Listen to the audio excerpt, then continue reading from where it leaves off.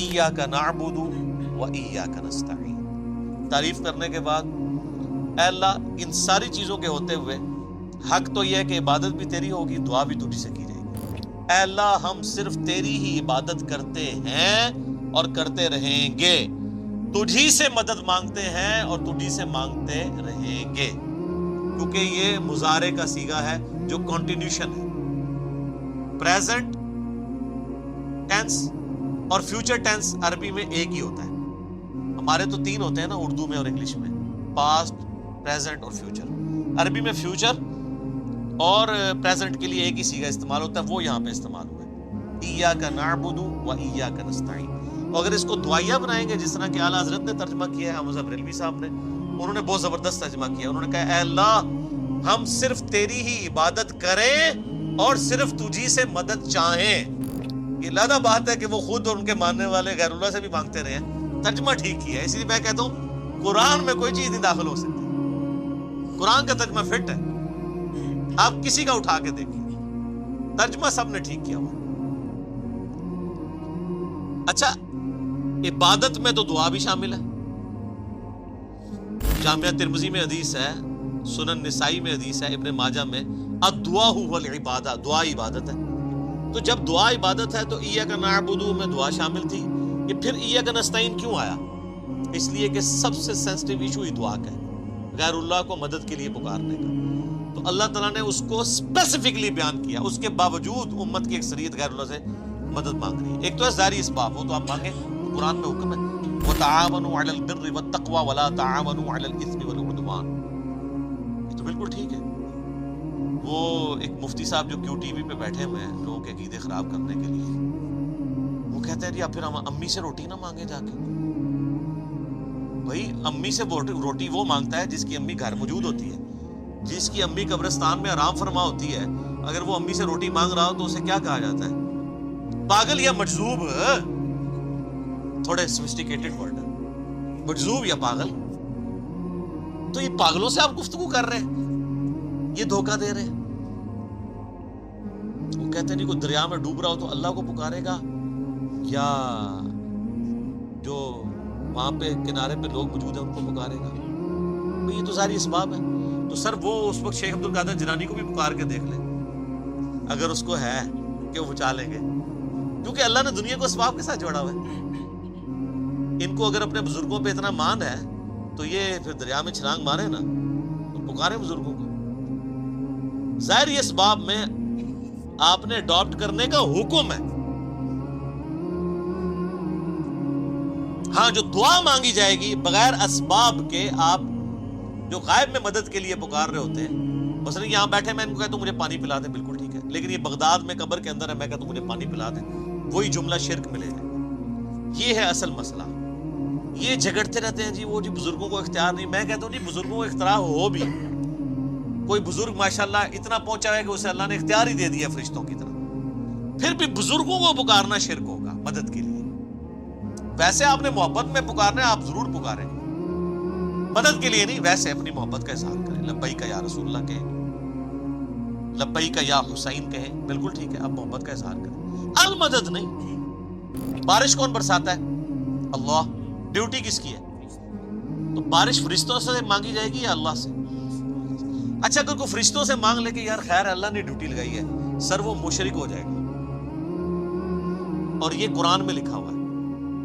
آپ پارہ نمبر 20 کھول لیں اگر کسی کو توفیق ہو. میں نے کئی بار سنا ہے، میں ایک جگہ بیٹھا ہوا تھا، وہاں پہ ایک شیعہ ذاکر بھی تھے. اب مجھے 2-3 دن پہلے، شیعہ عالم تھے بلکہ ذاکر نہیں تھے، 2-3 دن پہلے پتہ چلا ہے وہ فوت بھی ہو گئے. بہت علمی آدمی تھے، اللہ تعالیٰ ان کی مغفرت کرے.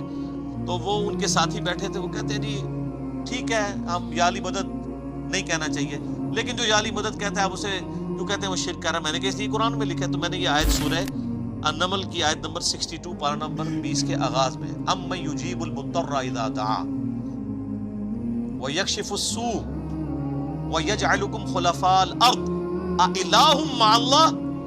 بھلا بتاؤ تو کون ہے جو مصیبت میں گھرے ہوئے شخص کی فریاد کو سنتا ہے اور اس کی تکلیف اس سے دور کرتا ہے، اور تمہیں اپنے ماں باپ کے مرنے کے بعد خلیفہ کرتا ہے اس زمین پر. أَإِلَٰهٌ مَّعَ اللَّهِ. کیا اللہ کے ساتھ کوئی اور الہ بھی ہے جس کی یہ کوالٹی ہو؟ قلیلا ما تذکرون، بڑے کم لوگ ہی نصیحت پکڑتے ہیں۔ تو میں نے کہا اللہ تعالیٰ کہہ رہا ہے کہ جس کے بارے میں تمہارا یہ عقیدہ ہے نا کہ وہ مصیبت اور پریشانی میں تمہارا مشکل کشا ہے، تو گویا الہ ہے وہ۔ اور سب سے پہلے تو مولا علی ان کے گریبان پکڑیں گے جنہوں نے مولا علی کے بارے میں عقیدہ گھڑ لیا۔ مولا علی بھی اپنی نمازوں میں اللہ کو پکارتے تھے، مولا علی کا ماننے والا بھی ہوگا جو اللہ کو پکارے۔ پھر بڑے بڑے دھوکے ہیں جی، وہ کہتے ہیں جی وہ جی غیر اللہ سے مدد کہتے ہیں حرام ہے۔ وہ کون کہتا ہے غیر اللہ سے مدد حرام ہے؟ آپ یہودی سے بھی مدد لیں، بخاری مسلم میں حدیث ہے نبی علیہ السلام جب فوت ہوئے ہیں آپ کی زرہ ایک یہودی کے پاس گروی رکھی ہوئی تھی، لیکن جو سامنے موجود نہیں اس سے تو نہیں آپ اسباب کے طور پہ مدد لے سکتے۔ وہ جو قرآن میں غیر اللہ سے مدد کا ہے کدھر ہے جی؟ وہ کہتے ہیں وَاسْتَعِينُوا بِالصَّبْرِ وَالصَّلَاةِ، نماز اور صبر سے اللہ کی مدد چاہو۔ تو وہ مدد تو اللہ کی چاہ رہے ہیں، یا یہ کہہ رہے ہیں کہ المدد یا نماز میری مشکل کشا، المدد یا صبر مشکل کشا۔ آگے نہیں پڑھتے ان اللہ مع الصابرین، صبر کرنے والوں کے ساتھ اللہ ہوگا۔ وہ کہتے ہیں حضرت عیسیٰ علیہ السلام نے کہا تھا من انصاری اللہ، کون ہے جو اللہ کے لیے میرا مشکل کشا بنے؟ تو ظاہری اسباب میں ہمارے نبی علیہ السلام کے بھی صحابہ آپ کے جو ساتھی تھے وہ آپ کے اسباب میں آپ کے مشکل کشا تھے، لیکن وہ والا مشکل کشا نہیں کہ جو آپ وہ سمجھ رہے ہیں۔ ورنہ اگر نبی کا مشکل کشا صحابہ اکرام تھے تو پھر تو ان کا مرتبہ اوپر ہو گیا۔ تو وہ صرف صحابہ مشکل کشا نہیں تھے، وہ یہودی جس نے نبی علیہ السلام کی زرہ گروی رکھ کے آپ کو کچھ دیا تھا وہ بھی مشکل کشا ہے۔ اور سب سے بڑا مشکل کشا سورج ہے۔ سورج اگر ختم ہو جائے تو زمین پہ نہ نباتات اپنا اگ سکتی ہیں، نہ حیوانات ان نباتات کو کھائیں گے، سب کچھ ختم ہو جائے گا۔ دنیا میں ہواؤں کا چلنا، موسموں کا بدلنا، یہ سب کچھ سورج کی وجہ سے ہے۔ تو کوئی کہتا ہے المدد یا سورج، کسی کے ذہن میں یہ وہم بھی آتا ہے کہ سورج مشکل کشا ہے، حالانکہ آپ کے بزرگ تو کچھ بھی نہیں کر سکتے جو کچھ سورج کر رہا ہے، اور سورج کو موت بھی نہیں ہے، یہ آپ کے بابے مر چکے ہیں۔ تو کہیں نا المدد یا سورج، کہیں گے نہیں جی سورج کا کیا کمال ہے، وہ تو اللہ نے اس کی ڈیوٹی لگائی ہوئی ہے، تو ہم اس کو کیوں پکارے، ہم اللہ کو کیوں نہ پکارے؟ تو بابوں کی بھی اگر ڈیوٹی لگی ہوئی ہے تو بابوں کو نہ پکارو، ویسے ڈیوٹی کو نہیں لگی ہوئی۔ اگر لگی بھی ہو for the sake of argument, تمہاری جعلی جو دلائل ہیں اس پہ ایگری کرتے ہوئے، پھر بھی ان کو نہیں آپ پکارو گے، شرک ہو جائے گا اور ناقابل معافی جرم ہو جائے گا۔ یہ اتنے سارے انہوں نے دھوکے دیے ہوئے ہیں، اور زیادہ تر ظاہری اسباب کے ذریعے دے رہے ہوتے ہیں۔ وہ جی صحیح بخاری میں حدیث ہے، ایک صحابی کی پنڈلی ٹوٹ گئی، وہ حضور کے پاس حاضر ہوا، آپ علیہ السلام نے ہاتھ پھیرا، بالکل ٹھیک ہے۔ لیکن آج اگر کسی کی پنڈلی ٹوٹے گی تو نبی علیہ السلام تو دنیا میں موجود نہیں ہے، اور اگر آپ کو اتنا شوق ہے تو آپ اپنی پنڈلی توڑیں، آپ کو روضہ شریف پہ لے جاتے ہیں، پتہ چل جائے گا جڑتی ہے کہ نہیں۔ نبی علیہ السلام دنیا میں موجود ہوں، ہم دعا کروانے کے لیے اپنے مسائل ان کے سامنے لے کے جائیں گے۔ تو اس میں کافی سارے دھوکے، میں نے 2.25 گھنٹے کا لیکچر دیا ہے دعا صرف اللہ ہی سے۔ مسئلہ نمبر 3 میرا ریسرچ پیپر نمبر 3 بھی ہے، دعا صرف اللہ ہی سے، جو ہزاروں لوگوں کے عقیدہ توحید کی اصلاح کا سبب بنا ہے، اسی کی ایکسٹینشن ہے مسئلہ نمبر 43 وسیلہ اور توسل کے صحیح احکام و وسائل۔ اس پہ گھنٹوں بولا جا سکتا ہے، جتنے انہوں نے لیم ایکسکیوزز ڈیوائز کیے ہوئے ہیں، جتنے دھوکے دیے ہوئے ہیں۔ اور پھر وہ کہتے ہیں دیکھیں جی وہ اگر وہ آپ پتہ ہے پچھلے کچھ کئی سال پہلے خانہ کعبہ شریف میں کرین گری، تو کہتے ہیں وہ بزرگوں کے ماننے والے کو موقع مل گیا، ان کا یہ کہتے تھے خود کچھ حملے ہوتے ہیں مزاروں پہ نہیں روکتے، تو اللہ نے کون سی کرین روک لی؟ اور اللہ کا تو دعویٰ ہی کہیں نہیں ہے کہ میں روکوں گا۔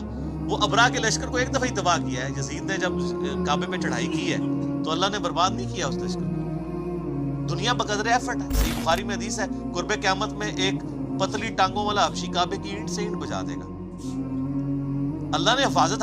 وہ ابراہیم علیہ السلام کے لیے ایک دفعہ ہی آگ ٹھنڈی ہوئی ہے، کئی صحابہ جو ہے وہ آگ میں جلائے گئے ہیں، رومن امپائر کی جنگوں میں تیل کے کڑاؤں میں ان کو ڈالا گیا۔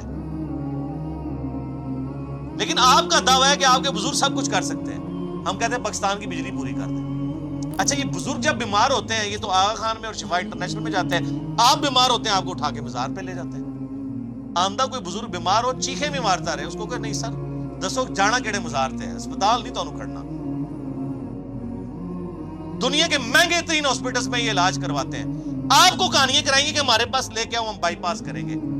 کوئی دنیا کا بزرگ جو ہے وہ مجھے ختنہ کر کے بتائے، بائی پاس تو بہت بڑی چیز ہے، بلیڈ مارے بغیر، کیونکہ بائی پاس تو بغیر بلیڈ کے کرتے ہیں نا وہ، سب جھوٹ فراڈ۔